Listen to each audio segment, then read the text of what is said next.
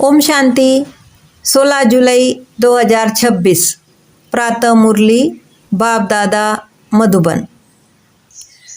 बाबा कहते, मीठे बच्चे, यह पुरुषोत्तम बनने का संगम युग है। इसमें कोई भी पाप कर्म नहीं करना है।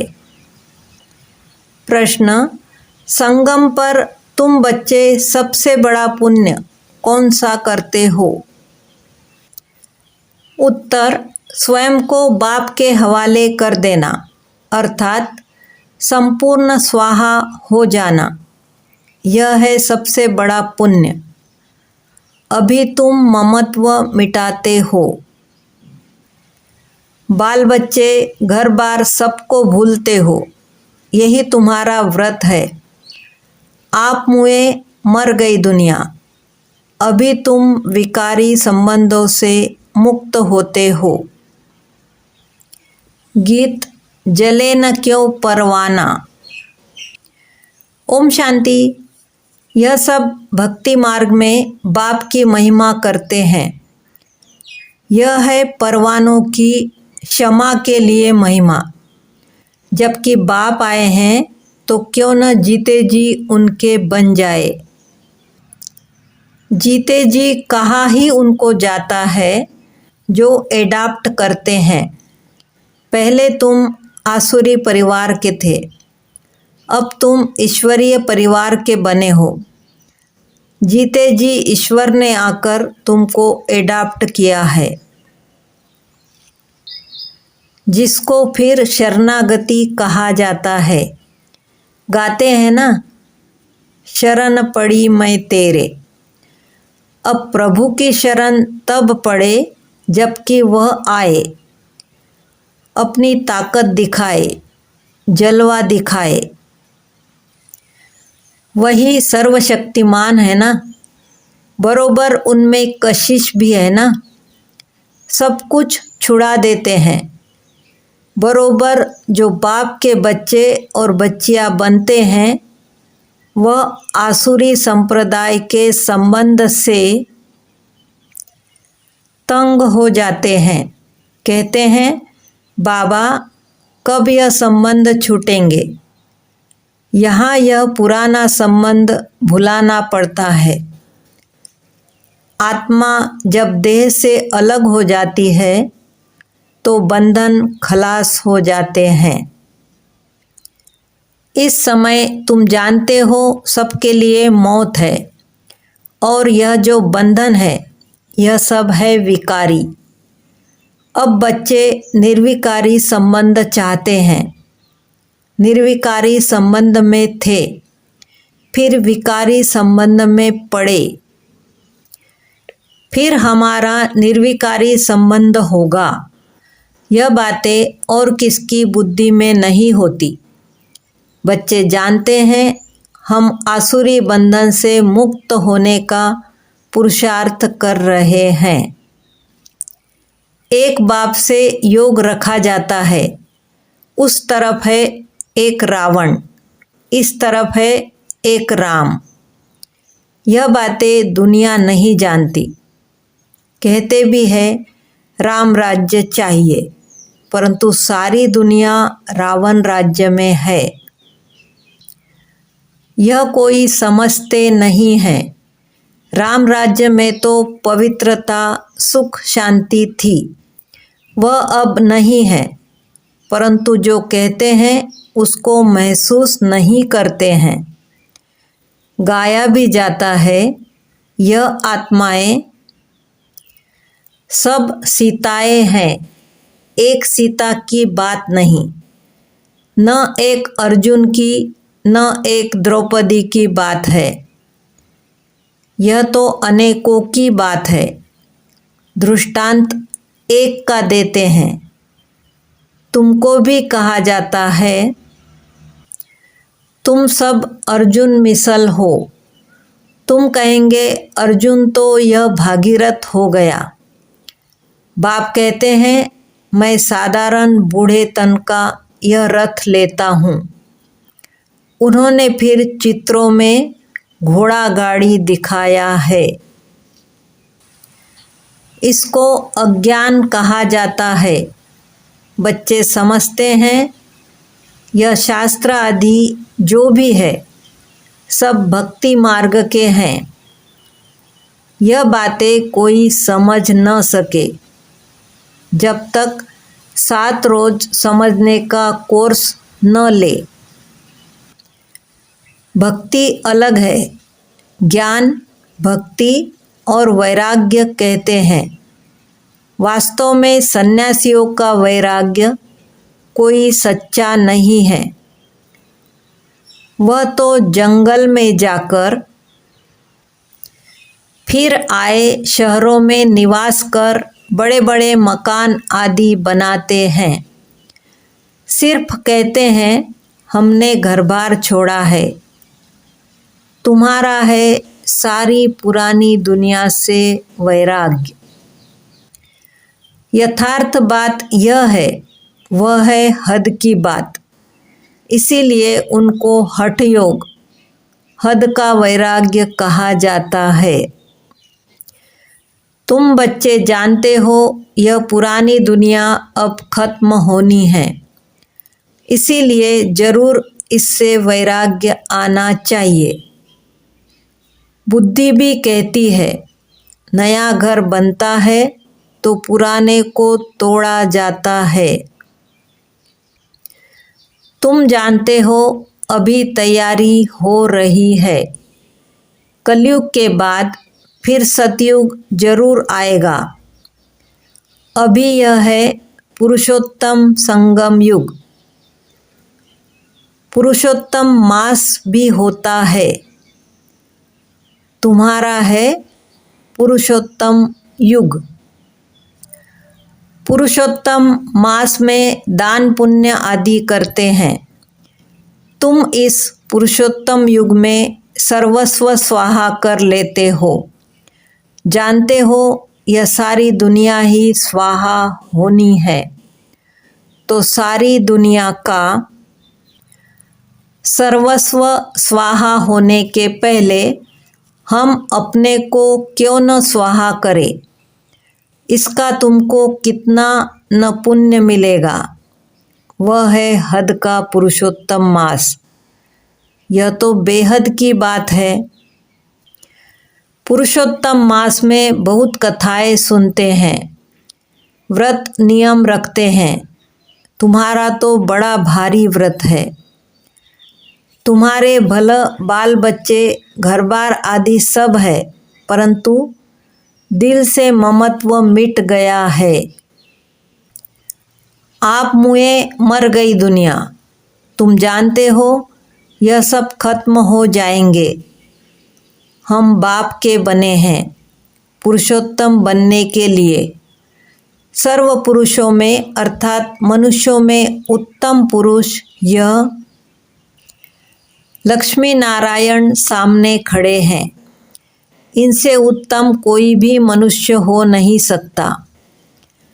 लक्ष्मी नारायण विश्व के मालिक थे। तुम आए हो ऐसे पुरुषोत्तम बनने। सभी मनुष्य मात्र सद्गति को पाते हैं। मनुष्यों की आत्मा पुरुषोत्तम बन जाती है तो फिर उनके रहने का स्थान भी ऐसा उत्तम होना चाहिए। जैसे प्रेसिडेंट सबसे उच्च पद पर है तो उनको रहने के लिए राष्ट्रपति भवन मिला है। कितना बड़ा महल, बगीचा आदि है। यह हुई यहाँ की बात। राम राज्य को तो तुम जानते हो। तुम सतयुगी पुरुषोत्तम बनते हो। फिर यह कलयुगी पुरुषोत्तम रहेंगे नहीं। तुम सतयुगी पुरुषोत्तम बनने के लिए पुरुषार्थ कर रहे हो। तुम जानते हो हमारे महल कैसे बने हुए होंगे। कल राम राज्य होगा। तुम राम राज्य में पुरुषोत्तम होंगे। तुम चैलेंज करते हो कि हम रावण राज्य को बदल राम राज्य स्थापन करेंगे। अब चैलेंज किया है तो एक दो को पुरुषोत्तम बनाना है। भविष्य 21 जन्म के लिए देवताओं की महिमा गाते हैं, सर्वगुण संपन्न, अहिंसा परमो देवी देवता धर्म। तुम जानते हो और कोई मनुष्य नहीं जानते। तुम दूसरे जन्म में पुरुषोत्तम बनेंगे, फिर इस रावण राज्य का कोई नहीं रहेगा। अभी तुमको सारा ज्ञान है, अब रावण राज्य ही खत्म होना है। आजकल तो समय का भी कोई भरोसा नहीं है। अकाले मृत्यु हो जाती है अथवा किसकी दुश्मनी हुई तो उड़ा देते हैं। तुमको तो कोई उड़ा न सके, तुम अविनाशी पुरुषोत्तम हो। यह है विनाशी, सो भी रावण राज्य में। इनको तुम्हारे दैवी राज्य का पता ही नहीं है। तुम जानते हो हम अपना दैवी स्वराज्य स्थापन कर रहे हैं श्रीमत पर। जिनकी पूजा होती है वह जरूर अच्छा कर्तव्य करके गए हैं, यह तुम जानते हो। देखो जगदम्बा की कितनी पूजा है। अब यह है ज्ञान ज्ञानेश्वरी। तुम जगत अम्बा की बच्चियाँ हो, ज्ञान ज्ञानेश्वरी और राज राजेश्वरी। दोनों में उत्तम कौन? ज्ञान ज्ञानेश्वरी के पास जाकर अनेक प्रकार की मनोकामनाएं सुनाते हैं, अनेक चीज़ें मांगते हैं। जगदम्बा के मंदिर और लक्ष्मी नारायण के मंदिर में बहुत फर्क है। जगदम्बा का मंदिर बहुत छोटा है। छोटी जगह में भीड़ मनुष्य पसंद करते हैं। श्रीनाथ के मंदिर में भी बहुत भीड़ होती है। कपड़े का सोटा लगाते रहते हैं हटाने के लिए। कलकत्ते में काली का मंदिर कितना छोटा है। अंदर बहुत तेल और पानी रहता है। अंदर बड़ी खबरदारी से जाना पड़ता है, बहुत भीड़ रहती है। लक्ष्मी नारायण का मंदिर तो बहुत बड़ा होता है। जगदम्बा का छोटा क्यों? गरीब है ना। तो मंदिर भी गरीबी का है। वह साहूकार है तो मंदिर में कब मेला नहीं लगता है। जगदम्बा के मंदिर पर बहुत मेले लगते हैं, बाहर से बहुत लोग आते हैं। महालक्ष्मी का मंदिर भी है, यह भी तुम जानते हो। इसमें लक्ष्मी भी है तो नारायण भी है। उनसे सिर्फ धन मांगते हैं क्योंकि वह धनवान बनी है ना। यहाँ तो है अविनाशी ज्ञान रत्न। धन के लिए लक्ष्मी पास जाते हैं, बाकी अनेक आशाएं रख जगदम्बा के पास जाते हैं। तुम जगत अम्बा के बच्चे हो। सबकी मनोकामनाएं 21 जन्मों के लिए तुम पूरी करते हो। एक ही महामंत्र से सब मनोकामनाएं 21 जन्म के लिए पूरी हो रही है। दूसरे जो भी मंत्र आदि देते हैं उनमें अर्थ कुछ नहीं है। बाप समझाते हैं यह मंत्र भी तुमको क्यों देता हूँ, क्योंकि तुम पतित हो ना। माँ में कम याद करेंगे तब ही पावन बनेंगे। यह सिवाय बाप के आत्माओं को कोई कह न सके। इससे सिद्ध होता है यह सहज राजयोग एक ही बाप सिखलाते हैं, मंत्र भी वही देते हैं। 5000 वर्ष पहले भी मंत्र दिया था। यह स्मृति आई है, अभी तुम सम्मुख बैठे हो। क्राइस्ट होकर गया। फिर उनका बाइबल पढ़ते रहते हैं। वह क्या करके गए? धर्म की स्थापना करके गए। तुम जानते हो शिव बाबा क्या करके गए? श्री कृष्ण क्या करके गए? श्री कृष्ण तो सतयुग का प्रिंस था, जो ही फिर नारायण बना, फिर पुनर्जन्म लेते आए हैं। शिव बाबा भी कुछ करके गए हैं, तब तो उनकी इतनी पूजा आदि होती है। अभी तुम जानते हो राजयोग सिखाकर गए हैं, भारत को स्वर्ग बनाकर गए हैं। जिस स्वर्ग का पहला नंबर मालिक खुद नहीं बने, वह तो श्री कृष्ण बना। जरूर श्री कृष्ण की आत्मा को पढ़ाया।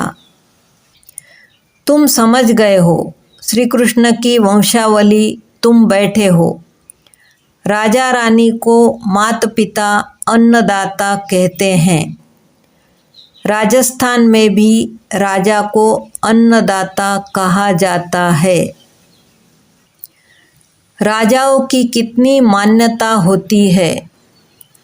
आगे सब शिकायतें राजा के पास आती थी, दरबार लगती थी। कोई भूल करते थे तो बहुत पछताते थे। आजकल तो जेल बर्ड्स बहुत है, घड़ी घड़ी जेल में जाते हैं। अभी तुम बच्चों को गर्भ जेल में नहीं जाना है, तुमको तो गर्भ महल में आना है। इसीलिए बाप को याद करो तो विकर्म विनाश होंगे। फिर कब गर्भ जेल में नहीं जाएंगे, वहाँ पाप होता नहीं है। सब गर्भ महल में रहते हैं। सिर्फ कम पुरुषार्थ के कारण कम पद पाते हैं। उच्च पद वालों को सुख भी बहुत रहता है। यहाँ तो सिर्फ 5 वर्ष के लिए गवर्नर प्रेसिडेंट मुकर्रर करते हैं। तुम समझा सकते हो कि भारत ही देवी राजस्थान बना। अभी तो न राजस्थान है और न राजा रानी है। आगे कोई गवर्नमेंट को पैसा देते थे तो महाराजा महारानी का टाइटल मिल जाता था। यहाँ तुम्हारी तो है पढ़ाई। राजा रानी कब पढ़ाई से नहीं बनते हैं। तुम्हारी एम ऑब्जेक्ट है, इस पढ़ाई से तुम विश्व का महाराजा महारानी बनते हो। राजा रानी भी नहीं, राजा रानी का टाइटल त्रेता से शुरू होता है। तुम अभी ज्ञान ज्ञानेश्वरी बनते हो, फिर राज राजेश्वरी बनेंगे। कौन बनाएंगे? ईश्वर। कैसे? राजयोग और ज्ञान से। राजाई के लिए बाप को याद करना है। बाप तुमको स्वर्ग का मालिक बनाते हैं, यह तो बहुत सहज है। हेवन स्थापन करने वाला है ही गॉडफादर। हेवन में तो हेवन की स्थापना नहीं करेंगे। जरूर उन्हों को संगम पर पद मिलता है, इसीलिए इसको सुहावना कल्याणकारी संगम युग कहा जाता है। बाप कितना बच्चों का कल्याण करते हैं। जो स्वर्ग का मालिक बनाते हैं, कहते भी है परम पिता परमात्मा नई दुनिया रचते हैं, परंतु उसमें कौन राज्य करते हैं यह किसको पता नहीं। तुम समझते हो राम राज्य किसको कहा जाता है। उन्होंने तो राम राज्य को लाखों वर्ष दे दिए हैं, कलयुग को 40,000 वर्ष दे दिए हैं। बाप कहते हैं मैं आता ही हूँ संगम पर। आकर ब्रह्मा द्वारा विष्णुपुरी की स्थापना करता हूँ। सत्यनारायण की कथा भी यह है। सतयुग में तुम लक्ष्मी नारायण सर्वगुण संपन्न बनते हो। फिर कला कम होती जाती है। नया झाड़ तब कहा जाता है जबकि स्थापना होती है। नया मकान बनता है तो नया कहेंगे। तुम भी सतयुग में आएंगे तो नई राजधानी होगी। फिर कला कम होती जाती है। स्थापना यहाँ होती है। यह वंडरफुल बातें कोई की भी बुद्धि में नहीं है। तो बाप ने समझाया है कि सभी आत्माओं के लिए यह युग है पुरुषोत्तम बनने का। जीवन मुक्ति को पुरुषोत्तम कहा जाता है। जीवन बंध को पुरुषोत्तम नहीं कहेंगे। इस समय सब जीवन बंध में है। बाप आकर सबको जीवन मुक्त बनाते हैं। तुम आधा कल्प जीवन मुक्त होंगे, फिर जीवन बंद, यह तुम समझते हो। तुम्हारा व्रत नियम क्या है? बाबा ने आकर व्रत रखवाया है। खान पान की बात नहीं है। सब कुछ करो, सिर्फ एक तो बाप को याद करो और पवित्र बनो। पुरुषोत्तम मास में बहुत करके पवित्र भी रहते होंगे। वास्तव में इस पुरुषोत्तम युग का मान है तो तुमको कितनी खुशी, कितना नशा होना चाहिए। अब तुमसे कोई पाप कर्म नहीं होना चाहिए क्योंकि तुम पुरुषोत्तम बन रहे हो। अच्छा, मीठे मीठे सिकिलदे बच्चों प्रति माता पिता बाप दादा का याद प्यार और गुड मॉर्निंग। रूहानी बाप की रूहानी बच्चों को नमस्ते। हम रूहानी बच्चों की रूहानी माता पिता बाप दादा को याद प्यार, गुड मॉर्निंग और नमस्ते। शुक्रिया बाबा, शुक्रिया। धारणा के लिए मुख्य सार। इस पुरुषोत्तम युग में जीवन मुक्त बनने के लिए पुण्य कर्म करने हैं। पवित्र जरूर रहना है। घर बार आदि सब होते दिल से ममत्व मिटा देना है। श्रीमत पर अपने तन मन धन से दैवी राज्य स्थापन करना है। पुरुषोत्तम बनाने की सेवा करनी है। वरदान। सहयोग द्वारा स्वयं को सहज योगी बनाने वाले निरंतर योगी भव। संगम युग पर बाप का सहयोगी बन जाना, यही सहज योगी बनने की विधि है। जिनका हर संकल्प, शब्द और कर्म बाप की व अपने राज्य की स्थापना के कर्तव्य में सहयोगी रहने का है, उसको ज्ञानी योगित्व आत्मा निरंतर सच्चा सेवाधारी कहा जाता है। मन से नहीं तो तन से, तन से नहीं तो धन से, धन से भी नहीं तो जिसमें सहयोगी बन सकते हो उसमें सहयोगी बनो। तो यह भी योग है। जब हो ही बाप के तो बाप और आप, तीसरा कोई न हो। इससे निरंतर योगी बन जाएंगे। स्लोगन। संगम पर सहन करना अर्थात मरना ही स्वर्ग का राज्य लेना है। ये अव्यक्त इशारे। ज्वाला स्वरूप स्थिति में रह शक्तिशाली याद का अनुभव करो। समय प्रमाण रहे हुए जो भी मन के संबंध संपर्क के हिसाब किताब है, उसे ज्वाला स्वरूप याद में भस्म करो। लगन है, इसमें बाप दादा भी पास करते हैं, लेकिन अभी लगन को अग्नि रूप में लाओ। विश्व में जो चारों ओर भ्रष्टाचार अत्याचार की अग्नि जल रही है, वह आप बच्चों के योग अग्नि से ज्वाला रूप याद से समाप्त हो जाएगी। ओम शांति।